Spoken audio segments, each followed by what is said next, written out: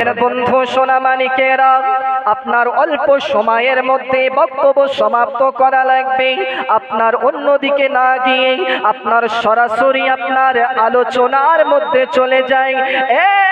বন্ধু সোনামানিক, ওগো মা খালা, শুনে যান রাত্রে বেলা আল্লাহ পাক বলতেছে, দুনিয়াবাসী শুনে রেখে দাও, জেনে রেখে দাও, আমি তোমাদেরকে এত নিয়ামত দান করেছি।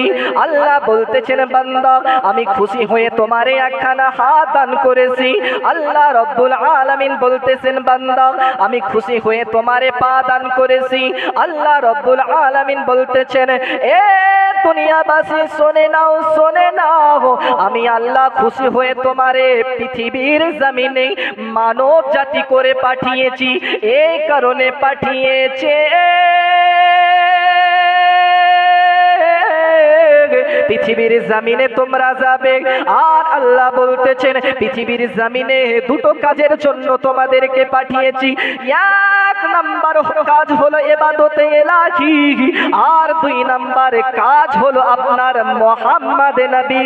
জোরে কন্না সুবহানাল্লাহ, সুবহানাল্লাহ, সুবহানাল্লাহ।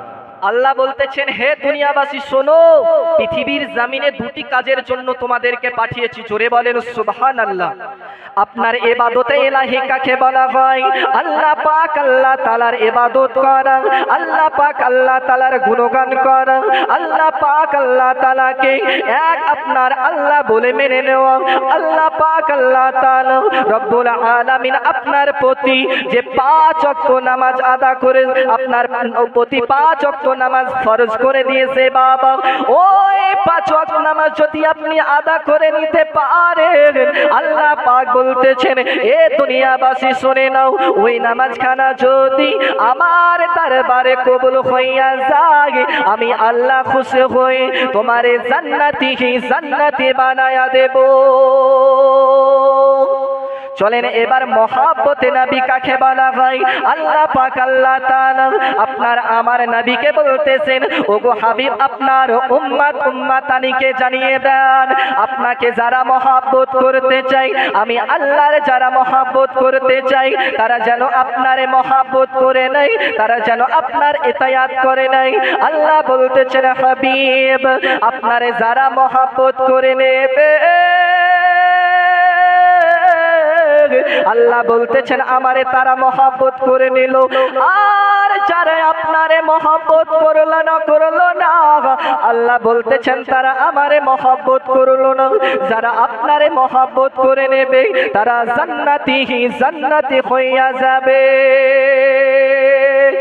তাই বলি, ওগো চাঁদপুর গ্রামের মা খালা, শুনে যান রাত্রে বেলা আপনাদের সম্মুখে আপনাদের সম্পর্কে আলোচনা হবে। মা খালা, আপনারা বাড়িতে না থেকে এই জান্নাতে বাগানে চলে আসুন। ওগো জননী, আপনার আব্বা জানেন, চলেন আপনাদের কাছে বলতে চাই, আল্লাহ পাক আল্লাহ তাআলা বলেন, হাবিব, আপনারে যারা মহব্বত করে নেবে, তারা জান্নাতি হইয়া যাবে। আর যারা আপনাকে মহব্বত করলো না, আল্লাহ বলতেছেন, ওই মহব্বত করা, আমারে মহব্বত করা হলো না। আর আপনারে যারা মহব্বত করলো না, তাদের জন্য আমার জাহান্নামের দরওয়াজা খুলে দেওয়া হলো। আল্লাহ বলতেছেন, হাবিব, আপনারে যারা মহব্বত করলো না, আমি আল্লাহরে মহব্বত করলো, কিন্তু আপনারে যারা মহব্বত করলো না, ও মহব্বত করা আমারে মহব্বত করা হলো না। জোরে বলেন না সুবহানাল্লাহ। দুহাত তুলে বলেন না ইয়া রাসূলুল্লাহ, ইয়া রাসূলুল্লাহ। জোরে বলেন। আপনার কারবালার সরজমিনে হুসাইনে পাক আপনার 72 জনকে নিয়ে গিয়েছিল, তাই না বাপ? 72 জনের কাফেলা নিয়ে গিয়েছিল, কিন্তু আপনার এমন জোরে নারে ধ্বনির তাকবীর দিয়েছে, আপনার এজিদের সৈন্যরা ভাবছে যে হুসাইন হাজার সৈন্য নিয়ে এসেছে। জোরে বলেন সুবহানাল্লাহ। তো একবার নারে তাকবীর লাগবে, জোরে দিবেন না? আল্লাহু আকবার।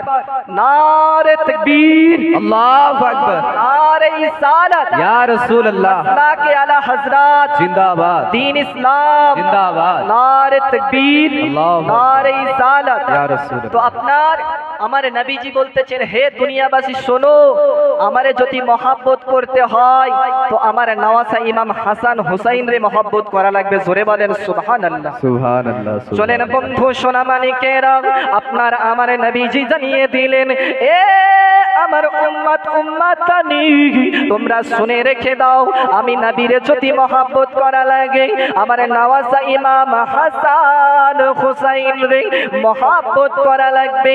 আপনার আমার নবীজি একদা একদিন আপনার হযরতে আম্মা জান আয়েশা সিদ্দিকা রাদিয়াল্লাহু তাআলা আনহার ঘরেতে যেন আপনার হযরতে আপনার আলী মুর্তজা রে আপনার আমার নবী ডেকে বলতেছেন, এ বাবা আলী, চলে এসো বাবা, তুমি চলে এসো। আপনার রাসূলে পাক আপনার যেন একখানা কালো চাদরকে নিয়ে আপনার হযরতে আলী মুর্তজা রে ডেকে নিলেন, আর ওই চাদরের মধ্যে নিয়ে নিলেন।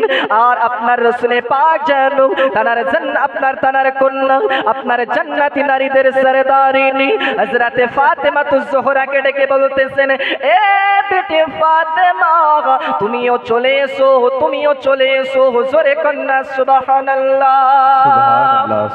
শুধু তাই নয় গো বন্ধু সোনামানি, আপনার আমার নবীজি হুসাইনে পাক এবং হাসানে পাককে আপনার ওই চাদরের মধ্যে নিয়ে নিলেন।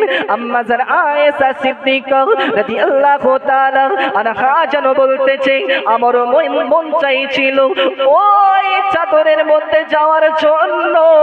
আপনার হযরতে আয়েশা সিদ্দিকা রাদিয়াল্লাহু তাআলা আনহাকে যেন আপনার আমার নবীকে বলতেছেন, ওগো আপনার আমার নবীকে হযরতে আয়েশা সিদ্দিকা বলতেছেন, ইয়া রাসূলুল্লাহ, ইয়া হাবিবাল্লাহ নবীজি, ওই চাদরের মধ্যে আমি কি যেতে পাবো না?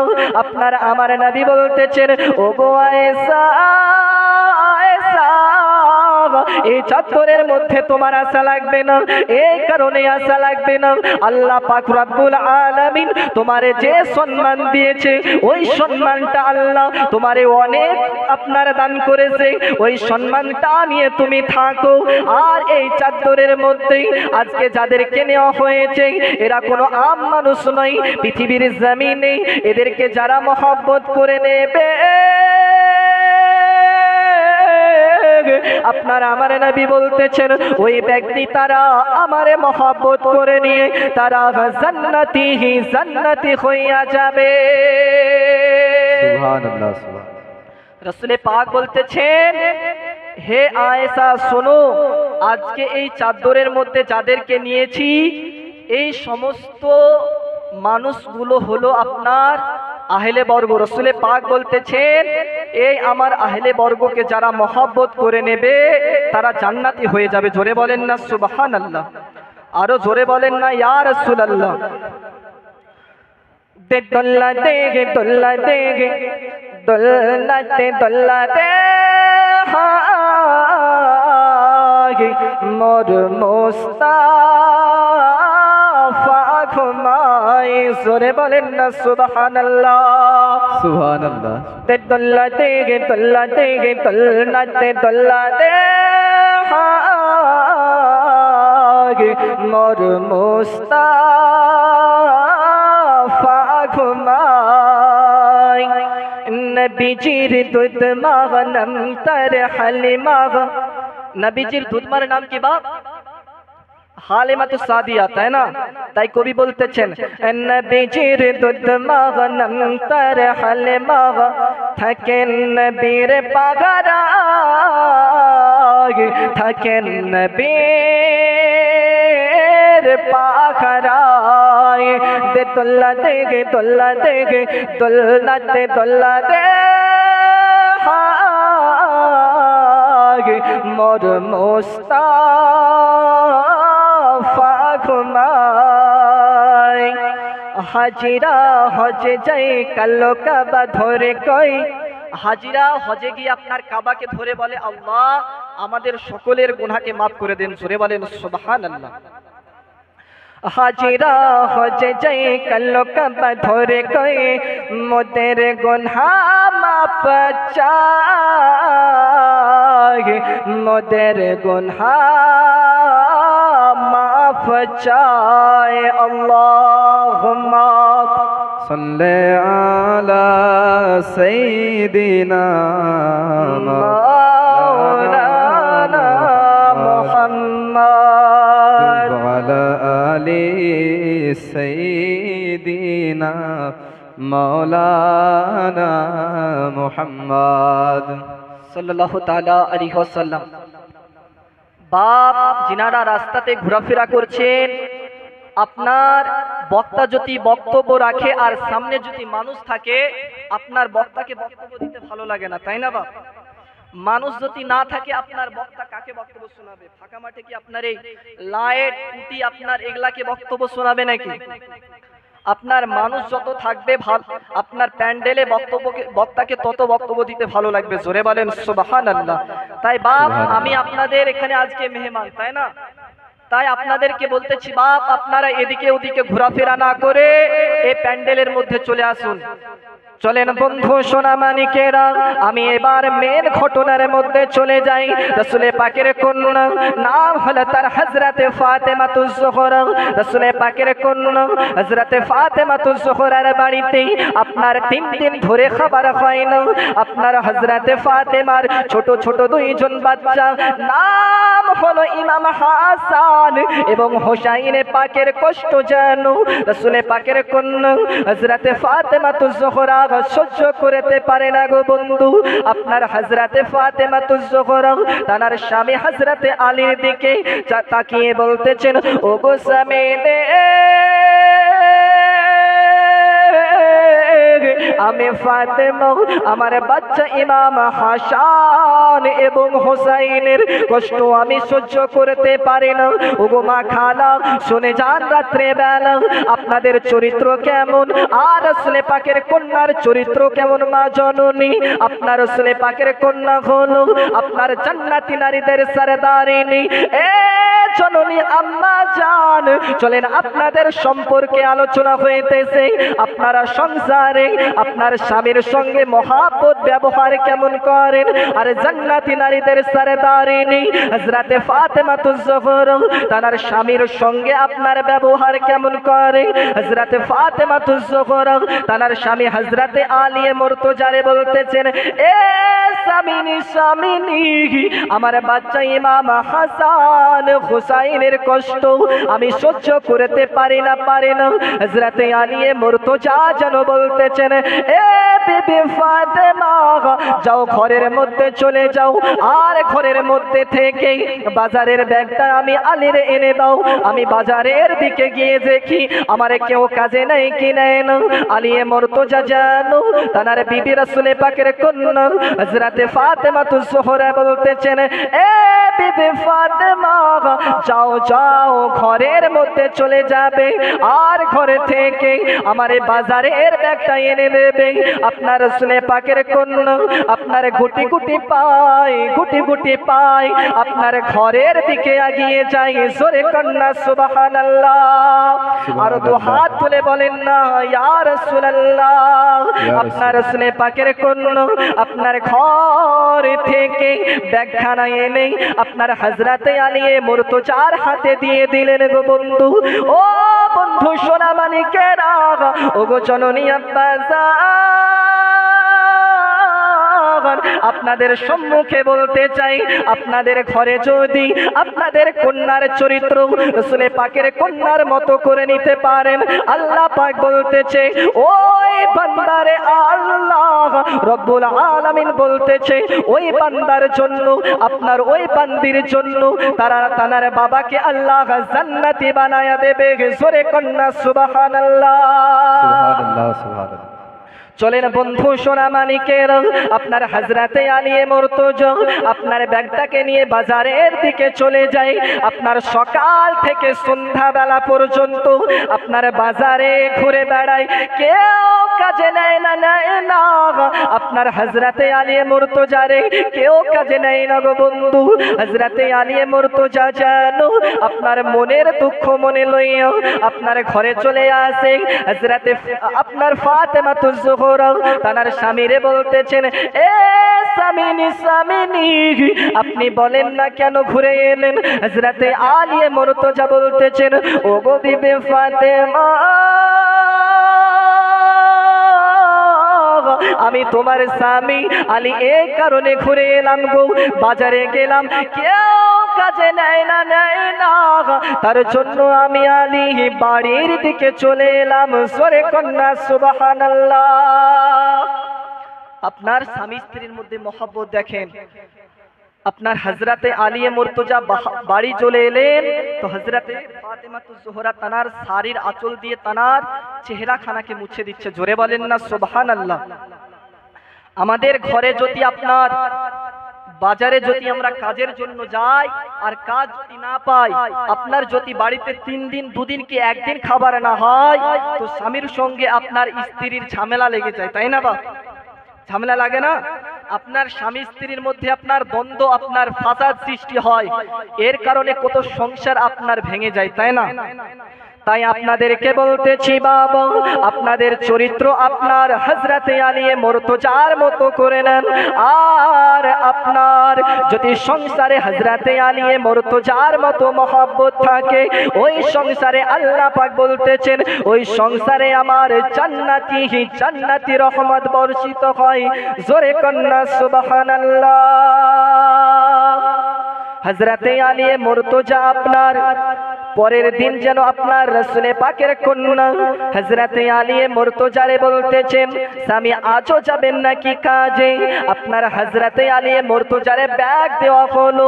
আপনার সেই দিনও কেউ কাজে নেয় না। আপনার একদিন করে 2 দিন 3 দিন চলে যায়, কেউ কাজে নেয় না। ওগো বন্ধু সোনা মানিকেরা, ওগো আব্বা জানেরা, আপনার হযরতে আলী মুর্তজার দিকে যেন রাসূলে পাকের কন্যা আপনার জান্নাতি নারীদের সরদারিনী আপনার তাকিয়ে যেন বলতেছেন ওগো স্বামী রে, আপনার চেহারার দিকে যেন আমি তাকাতে পারি না, এই কারণে তাকাতে পারি না আপনার 7 দিন না খেয়ে আপনার চেহারা খানা, আপনার চোখ দুটো আপনার বসে গিয়েছে, আপনার চেহারা খানা কালো হয়ে গিয়েছে গো স্বামী। আমি আপনার কষ্ট সহ্য করতে পারি না, আমি আমার বাচ্চা ইমাম হাসান হোসাইনের কষ্ট সহ্য করতে পারি না। হযরতে ফাতেমাতুজ জোহরা জানো তানার স্বামী হযরতে আলী মুর্তজারে বলতেছেন এ স্বামী শুনে নেন, আপনারে আমি একটা কথা বলতে চাই গো, আপনি কি আমার কথা কানা রাখবেন নি? হযরতে আলী মুর্তজা তানার বিবি হযরতে ফাতেমাতুজ জোহরাকে বলে এ বিবি ফাতেমা বলো না, কি বলতে চাও বলো না।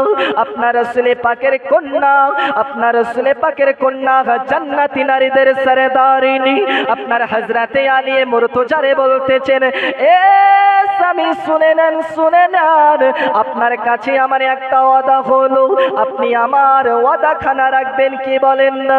হযরতে আলী মুর্তজা বলে ওগো বিবি ফাতেমা, তোমার ওয়াদা খানা, তোমার কথা খানা যদি রাখার মতো হয় আমি আলী অবশ্যই তোমার কথা রাখবো। হুজুরে কন্যা সুবহানাল্লাহ।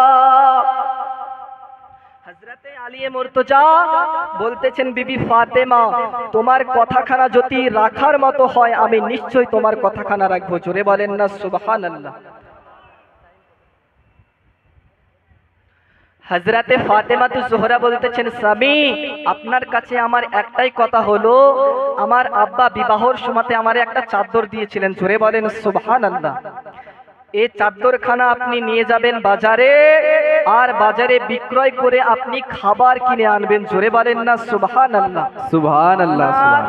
বিবি আপনার স্বামীর বিপদের সময়তে বিবি যদি না আগিয়ে যায় ওই সংসারে আপনার কোনোদিন বরকত হয় না, তাই না বাপ? আপনার স্বামী স্ত্রীর মধ্যে যত হবে মহব্বত ওই ঘরে আপনার আল্লাহ পাক তত দিবে রহমত। জোরে বলেন সুবহানাল্লাহ। আর যত আপনার স্বামী স্ত্রীর মধ্যে দ্বন্দ্ব হবে ওই ঘরে আল্লাহ পাক বলতেছেন আমার লানত তত বর্ষণ হয়। জোরে বলেন না সুবহানাল্লাহ। সুবহানাল্লাহ। হযরতে আলী মুর্তজা জান বলে ওগো বিবি ফাতেমা, তোমার চাদর খানা আমি কেমনে বিক্রয় করি বলো না? তোমার এই চাদর খানা তোমার আব্বাজান তোমারে বিবাহর সময়তে গিফট হিসাবে দিয়েছিল। বিবাহর সময়তে তোমার আব্বাজান এই চাদর খানা উপহার হিসাবে দিয়েছিল। এই চাদর খানা আমি বিক্রয় করতে পারবো না, পারবো না, এই কারণে আমি পারবো না। হাসরের ময়দানে তোমার আব্বা জানের সম্মুখে আমি দাঁড়াতে পারবো না, এই কারণে দাঁড়াতে পারবো না। তোমার আব্বা জান যদি আমারে জিজ্ঞাসা করে, এ বাবা আলী বলো না, বলো না, তুমি 7 দিন ধরে খেতে পাওনি বলে আমি আমার বেটি ফাতেমারে একখানা চাদর দিয়েছিলাম, আমি একখানা গিফট হিসাবে চাদর দিয়েছিলাম। ওই চাদর খানা তুমি কেন বাজারে বিক্রয় করে ফেলেছো বলো না? হযরতে আলী মুর্তজা যেন বলে, আল্লাহ পাকের দরবারে আমি ওই দিনেতে দাঁড়াতে পারবো না, পারবো না। আপনার রাসূল পাকের কন্যা হযরতে ফাতেমাতুজ জোহরা বলতেছেন, এ স্বামী আপনি টেনশন নেবেন না, নেবেন না। আমার আব্বা জান বলেছিল, ওগো বেটি ফাতেমা,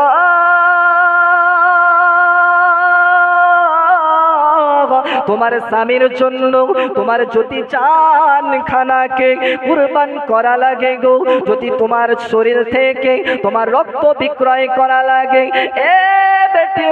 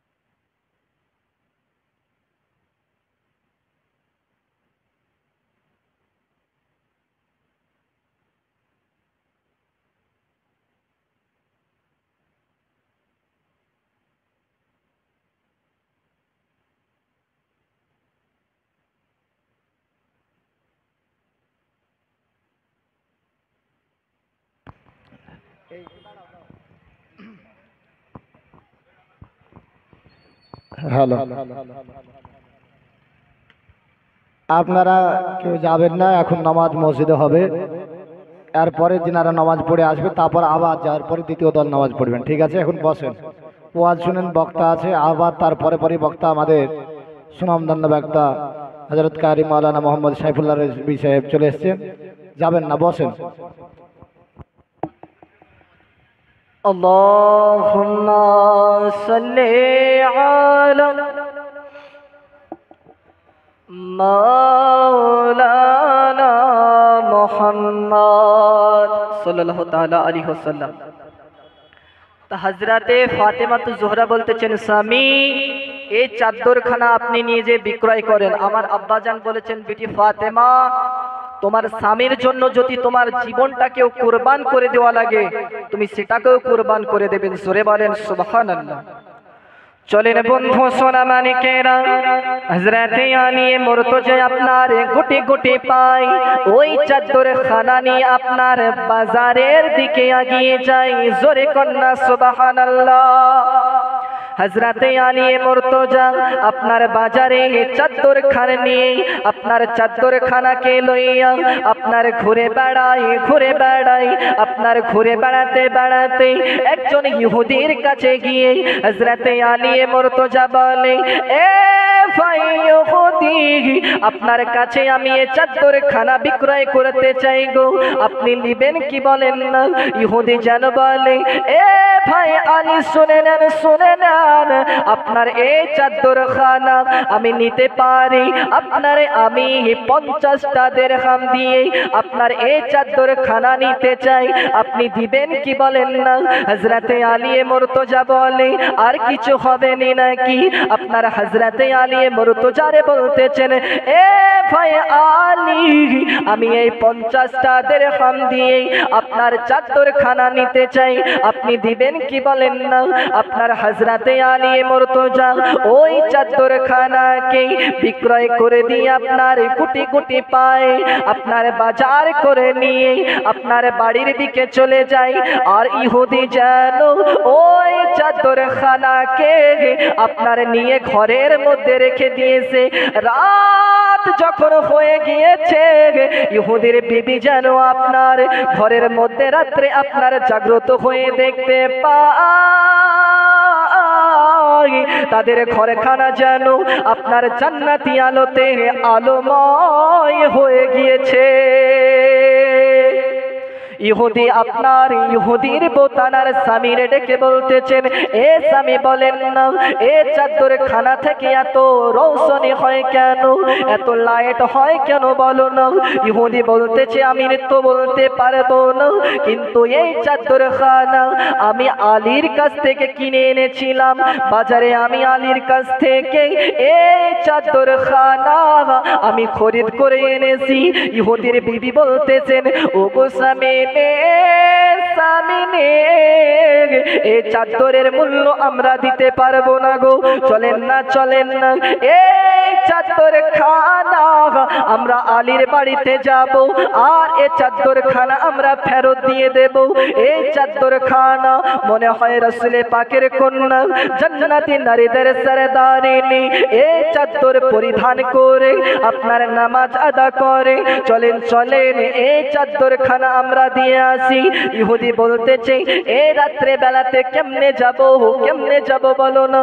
ইহুদির বিবি বলতেছেন, এ স্বামী শুনে নেন, আপনার একা যেতে দেব না গো, আপনার সঙ্গে আমিও যেতে চাই। আর আপনার ইহুদি আর ইহুদির বিবি এ চাদর খানা লইয়া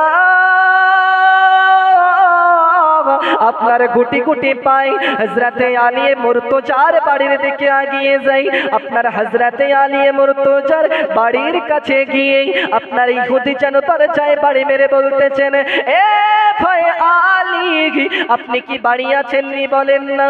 হযরতে আলী মুর্তজা বলতেছেন, কে আপনি বলেন না? আপনার হযরতে আলী মুর্তজারে ওই ইহুদি বলতেছেন, ও গো ভাই আলী,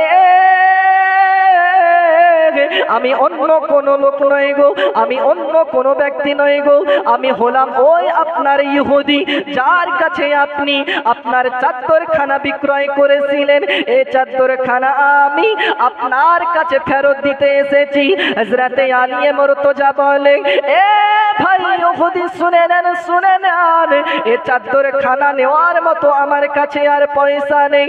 আপনি যে আমার টাকা দিয়েছিলেন, এ টাকা দিয়ে আমি বাজার করে নিয়েছি, আপনার সমস্ত আপনার বাজার করে টাকা ফুরিয়ে গিয়েছে।